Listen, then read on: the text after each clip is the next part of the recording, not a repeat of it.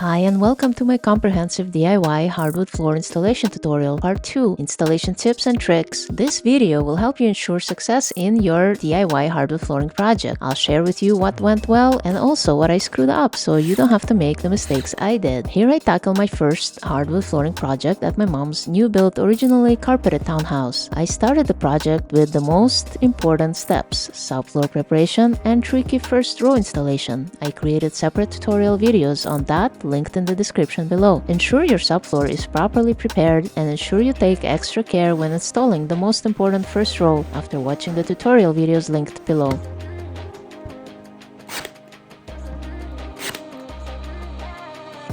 As you may notice, I left the skirting boards in place. These are normally removed before installing new floors, but I decided that a new doorstop trim installed over the expansion gaps was gonna be just as good as removing and reinstalling the baseboards. I was very happy in the end with this decision, as the doorstop trim looks as if it was always part of the complete baseboards.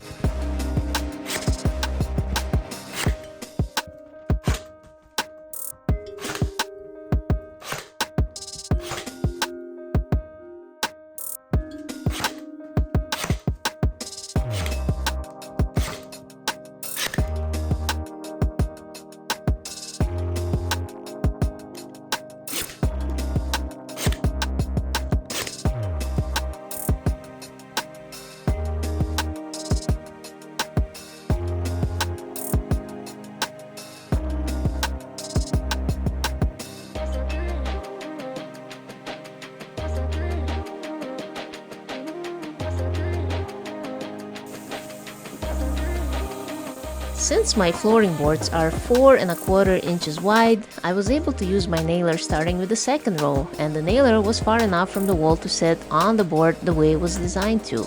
I used 16-gauge L cleats in the flooring nailer hooked up to a compressor.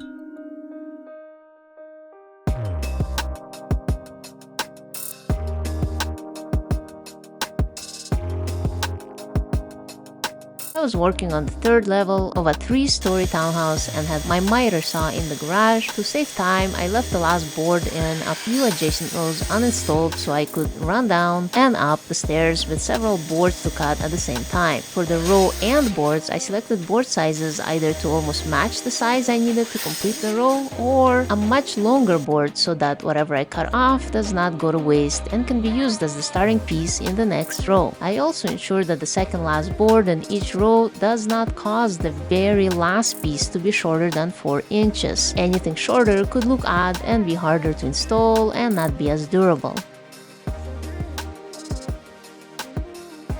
I nailed the 16-gauge L cleats at about 5 to 8 inches apart and about 1 inch away from each end of each board.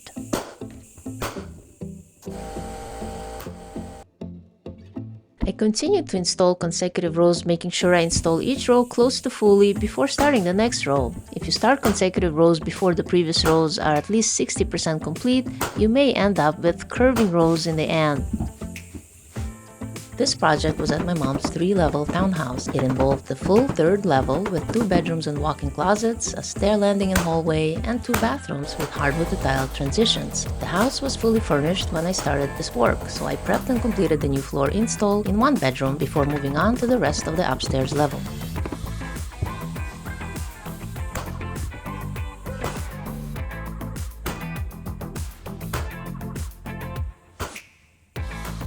Over here I noticed one problem. One of the boards was not fitting perfectly flush and parallel with the board in the next row. Luckily, I noticed that board had a defective tongue and wanted to dry fit the next row to see if that tongue was going to be a problem. It is difficult to remove a longer board after tapping it into place. I used a mark-free rubber mallet and flooring pull bar to remove the board, and I replaced it with a better one. Luckily, I had not nailed that board in before I noticed the issue with the tongue, which is likely to happen when it comes to natural solid hardwood flooring boards. To cut the end pieces, flip over the board so the tongue is facing backwards and mark the tongue above the end face of the adjacent board. A pencil mark is easier to see on the tongue. You could also use a Sharpie marker on the face and later rub it off with alcohol or acetone. Since the end tongue of the last piece is up against the wall while measuring it in the flipped position, that tongue accounts for the expansion gap as it will be inserted into the previous board in that same row, so you don't have to add the expansion gap to your measurement.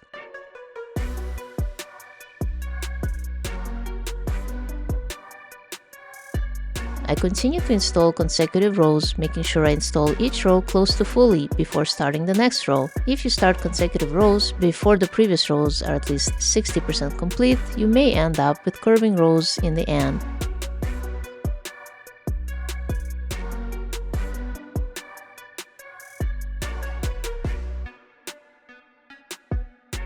A few tips to improve durability and aesthetics. I used longer boards around the middle of the room, alternating with a few shorter pieces, and left most of the short pieces for the closets and as first and last end pieces for each row, where they would be less noticeable. In a couple of areas, I accidentally created an H joint, where the ends of two boards separated by one row align almost perfectly. This is not too pleasing to the eyes, so I try to avoid lining up such ends and creating more H joints. I ensured the ends of the boards in adjacent rows are more than 4 inches apart. I used flooring pull bars to bring the row end pieces towards the previous board in the same row by tapping the other end of the pull bar with the back of the rubber mallet that came with the flooring nailer. I left a 1/4 to 1/2 inch expansion gap around the perimeter of the room to allow for wood movement, which mostly happens widthwise each flooring board and a little lengthwise long rows as well. Before nailing, I tapped each board into place using the back of the rubber mallet that came with the flooring nailer. The back is designed and shaped in a way that will prevent the surface of the board from being dented by the metal section. It is also flat enough not to dent the tongue of the board, but I did prefer using a tapping block for this purpose.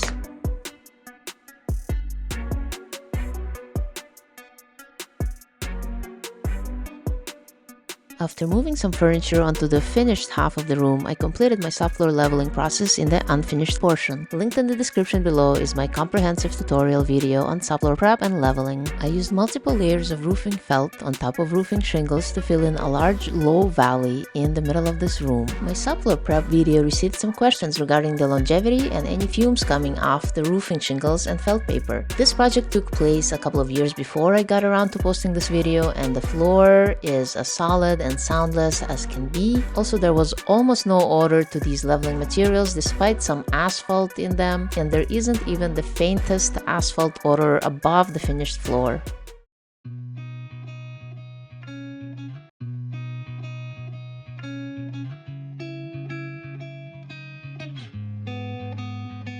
The gap here comes to exactly 1/2 inch plus about 3/8 of an inch of a gap. So I'm adding 1/2 inch plus about 3/8.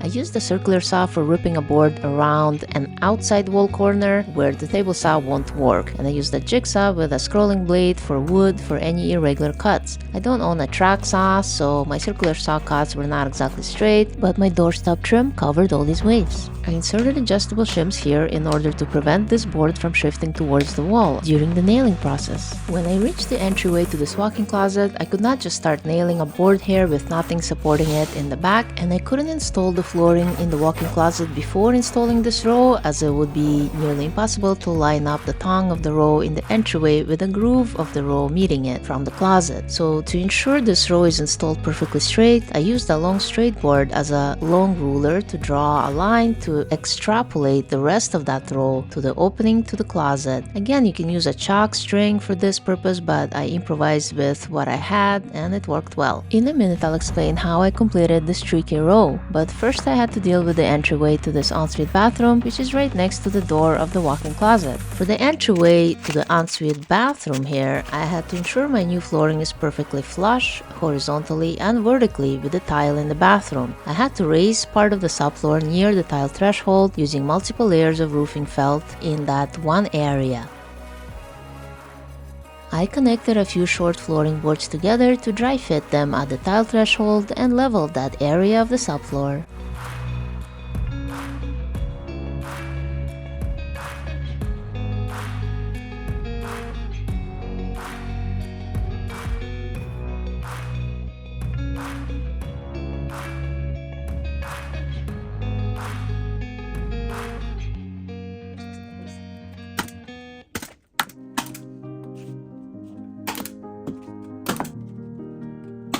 This was a tricky row because it was the first one of the longest rows of this long rectangular bedroom. This row was passing by a closet entry, and this was also the first row meeting the bathroom tile. One of the mistakes I made was starting the 3 rows meeting the tile threshold in the opposite end of the room, when I should have started installing these rows at the tile transition after I had the first row in place there.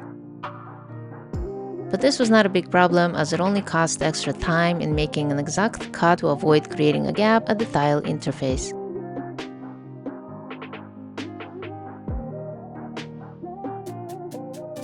Since I had to raise the subfloor level here, I had to trim the doorway a little more. This is the line I previously drew by extrapolating from the row I started installing in the opposite end of the room. I had to ensure the tongue of the last board in this row lines up perfectly with this line in order to avoid any gaps in adjacent rows. This was my first cut around the door frame. I used a Sharpie marker to mark well visible cut lines for the jigsaw.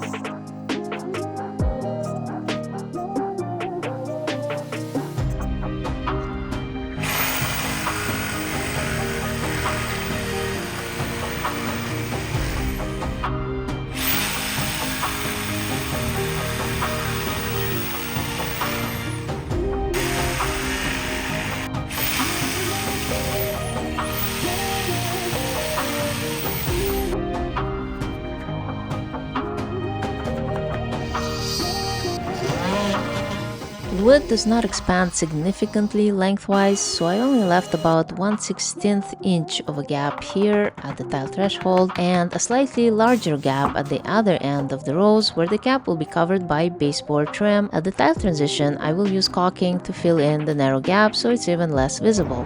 I'm gonna use a backer board. I'm gonna screw it right into the joists. Joist right there. I screwed a temporary backer board right into joists to support the lone row at the entryway so that the powerful flooring nailer doesn't knock it backwards into the closet. In a bit, I'll explain how I switched the direction of the installation into the walk-in closet here.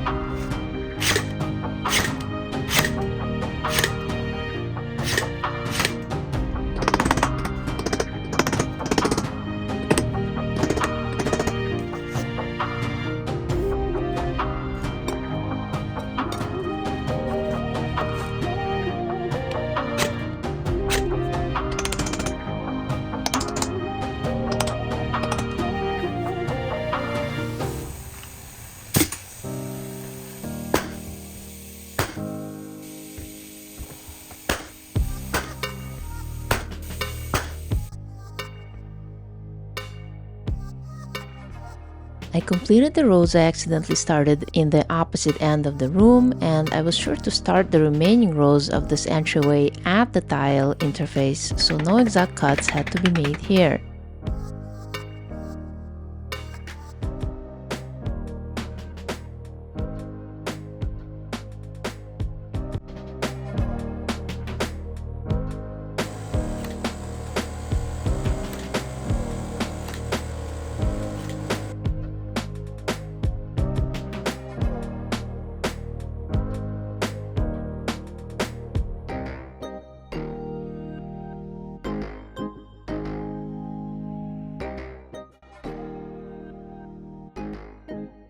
Over here, a subfloor nail or screw happened to be right in the way of an L cleat from my nailer, so the L cleat bounced back. For me, the easiest way to remove an L cleat was to bend it back and forth using pliers until it snaps and then sink whatever may still be in the way. Unfortunately, I decided to try nailing another L cleat there, as I was determined to have powerful L cleats an inch from board ends, especially where traffic was as high as in an entryway. Of course, the next L cleat went right through the top face of my board, and that's when I realized there was a subfloor screw in its way but out of my sight. And double of course, I decided to ignore the first nail that bounced back and continued installing that whole row. So removing this board would have been harder than at least attempting to patch up the hole. I was not sure I could remedy this as well as it turned out, and it happened to be my mom, the owner of this home, who fixed it while I was away. I think she did a great job using wood filler and artist's oil paint to match the wood grain and make it look natural.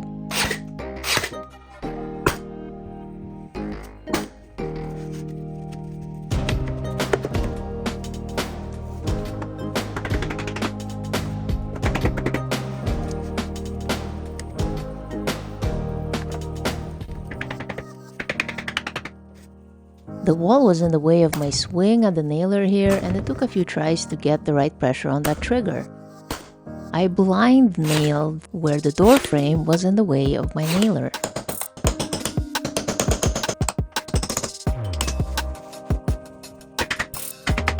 You can tell when the nailer runs out of cleats, usually by the way it sounds when trying to nail when it's empty. You definitely don't want to do two adjacent rows with an empty nailer and only realize that it was empty after the second row. It's a lot of work removing boards even when they're not nailed down. I did try to pay close attention to make sure I actually saw each nail in the dent before moving on to the next board. You gotta look closely as the nailer makes a similar dent in the wood even when empty. Over here I forgot to look for the metal in the dent, and for a second was a little confused about the gap between adjacent rows until I realized my nailer was empty a couple of taps ago.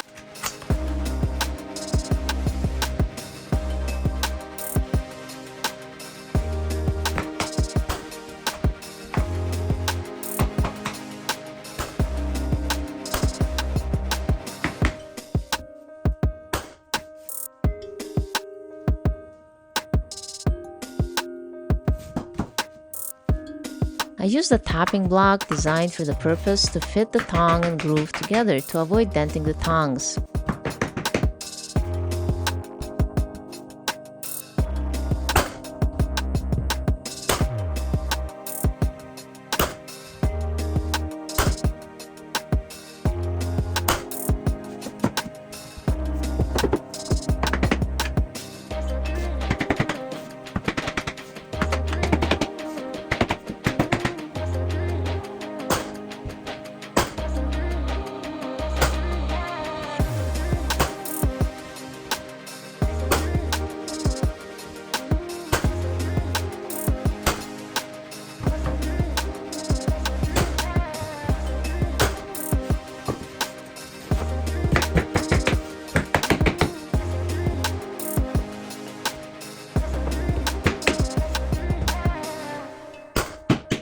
The last nail in each row was as close to the wall as the nailer could go, and this way the nail came at about an inch away from the end of the last board.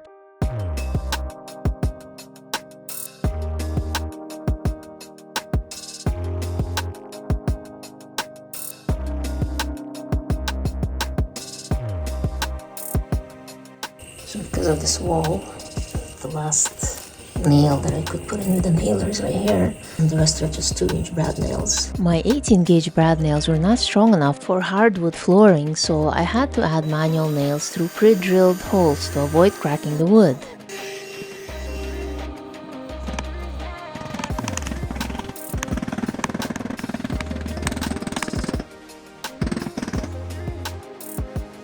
Again, because of the wall, I couldn't even use my tapping block here, so I used my crowbar to bring my boards together.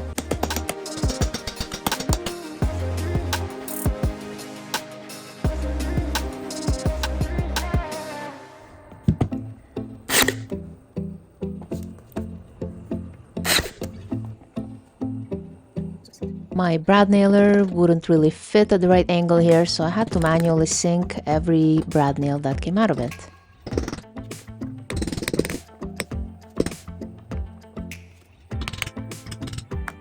Because of the door frame, I couldn't even get a blind nail right in the end of this board, so I experimented with a face nail right here and then patched up the little hole that was created. It was barely noticeable.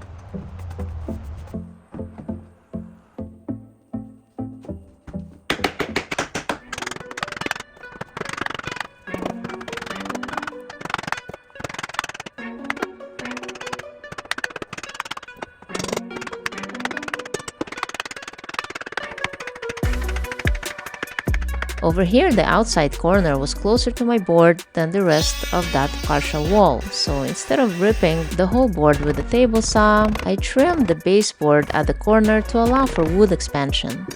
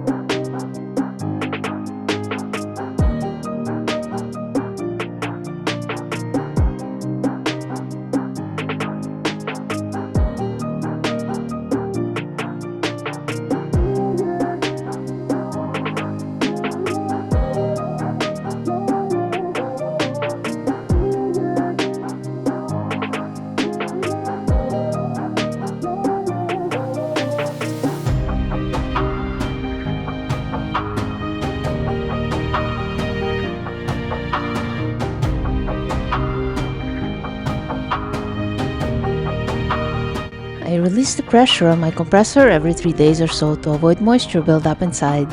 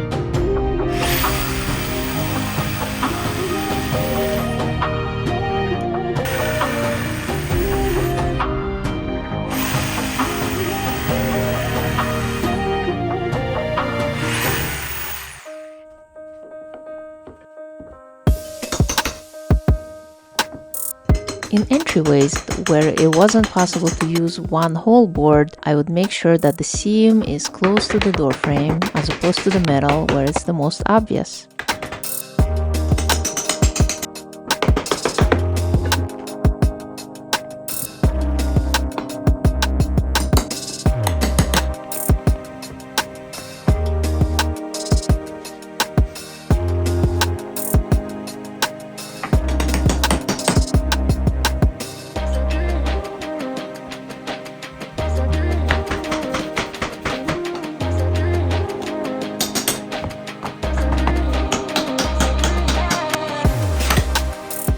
The last row parallel to a wall is tricky, especially without specialty adjustable compression gadgets, so I had to improvise by inserting adjustable shims and stepping or pressing down on my pull bars while face nailing the last pieces.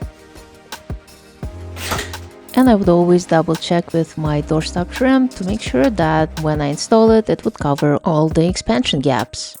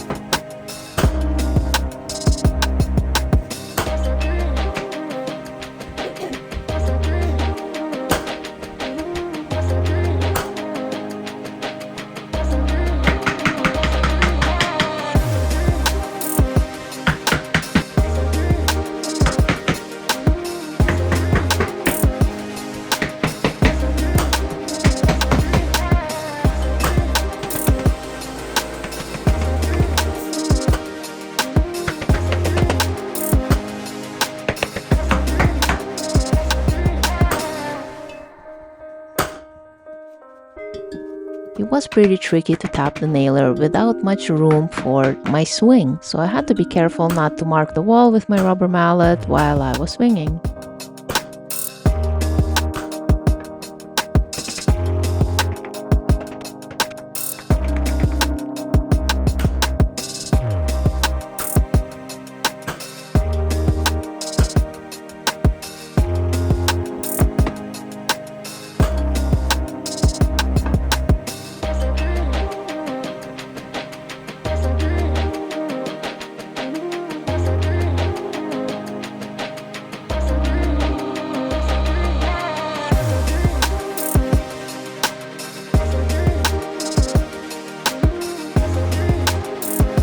Because I didn't want to purchase a compression gadget to help me with the last rows, I was using my pull bars with weight on top of them while I was installing the last rows. Thank you for watching part 2 of my hardwood flooring installation. Linked in the description below are videos related to the rest of the project, including last row installation, subfloor preparation, more mistakes and challenges, and more.